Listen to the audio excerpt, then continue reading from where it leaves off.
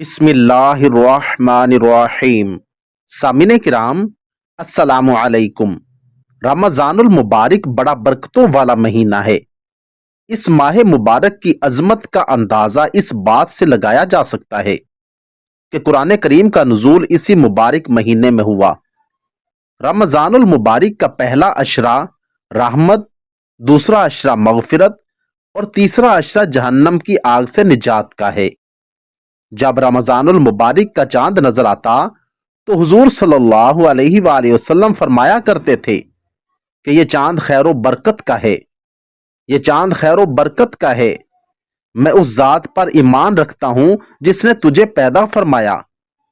ایک مرتبہ حضرت جبرائیل علیہ السلام نے ایک دعا کی کہ ہلاک ہو جائے وہ شخص جس کو رمضان کا مہینہ ملے اور وہ اپنی بخشش نہ کروا سکے، جس پر حضرت محمد صلی اللہ علیہ وآلہ وسلم نے ارشاد فرمایا آمین۔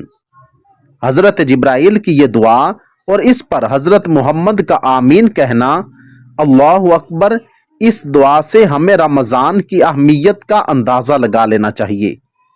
روزہ ایک ایسی عظیم عبادت ہے جس کو رب ذوالجلال نے اپنی طرف منسوب فرمایا ہے، اور قیامت کے دن اللہ تعالیٰ اس کا بدلہ اور اجر بغیر کسی واسطہ کے بذات خود روزہ دار کو عنایت فرمائیں گے۔ اللہ تعالیٰ نے اپنے بندوں کے لیے عبادات کے جتنے بھی طریقے بتائے ہیں ان میں کوئی نہ کوئی حکمت ضرور پوشیدہ ہے۔ نماز خدا کے وصال کا ذریعہ ہے۔ اس میں بندہ اپنے معبود حقیقی سے گفتگو کرتا ہے۔ بعینہ ہی روزہ بھی اللہ تعالیٰ سے لو لگانے کا ایک ذریعہ ہے۔ حدیث مبارکہ میں ہے کہ رمضان شہر اللہ، یعنی رمضان اللہ تعالیٰ کا مہینہ ہے، جس سے پتہ چلتا ہے کہ اس مبارک مہینہ سے اللہ تعالیٰ کا خصوصی تعلق ہے، جس کی وجہ سے یہ مبارک مہینہ دوسرے مہینوں سے ممتاز اور جدا ہے۔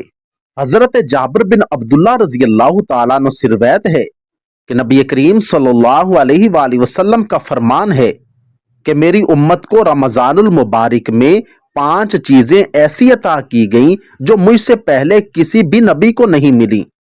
سب سے پہلے نمبر پر یہ کہ جب رمضان المبارک کی پہلی رات ہوتی ہے تو اللہ تعالیٰ ان کی طرف رحمت کی نظر فرماتا ہے، اور جس کی طرف اللہ تعالیٰ رحمت کی نظر فرمائے اسے کبھی بھی عذاب نہ دے گا۔ دوسرے نمبر پر یہ کہ شام کے وقت ان کے منہ کی بو جو بھوک کی وجہ سے ہوتی ہے اللہ تعالیٰ کے نزدیک مشک کی خوشبو سے بھی زیادہ ہے۔ تیسرے نمبر پر یہ کہ فرشتے ہر رات اور دن ان کے لیے مغفرت کی دعائیں کرتے رہتے ہیں۔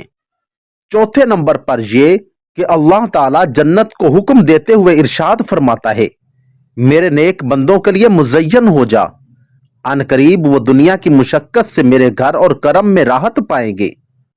پانچویں نمبر پر یہ کہ جب رمضان المبارک کی آخری رات ہوتی ہے تو اللہ تعالیٰ سب کی مغفرت فرما دیتا ہے۔ رمضان کے اس مبارک مہینے کی ان تمام فضیلتوں کو دیکھتے ہوئے مسلمانوں کو اس مہینہ میں عبادت کا خاص اہتمام کرنا چاہیے اور کوئی لمحہ ضائع اور بیکار نہیں کرنا چاہیے۔ اس ماہ مبارک میں ایسے انداز میں عبادت کو فرض کے طور پر متعین فرما دیا گیا ہے کہ انسان اس عبادت کے ساتھ اپنی تمام ضروریات و حوائج میں بھی مصروف رہ سکتا ہے اور عین اسی خاص طریقہ عبادت میں بھی مشغول ہو سکتا ہے۔ اسی خاص طریقہ کی عبادت کو روزہ کہا جاتا ہے جسے اس ماہ میں فرض فرما دیا گیا ہے۔ روزہ ایک عجیب عبادت ہے کہ انسان روزہ رکھ کر اپنے ہر کام کو انجام دے سکتا ہے۔ روزہ رکھ کر صنعت و حرفت، تجارت و زیارت، ہر کام بخوبی آسان طریقہ سے کر سکتا ہے۔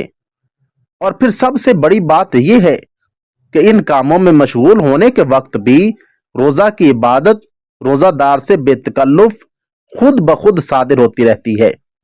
بھوک اور پیاس کی شدت بھی کم ہونا شروع ہو جاتی ہے اور اس کو عبادت میں مشغولی کا ثواب ملتا رہتا ہے۔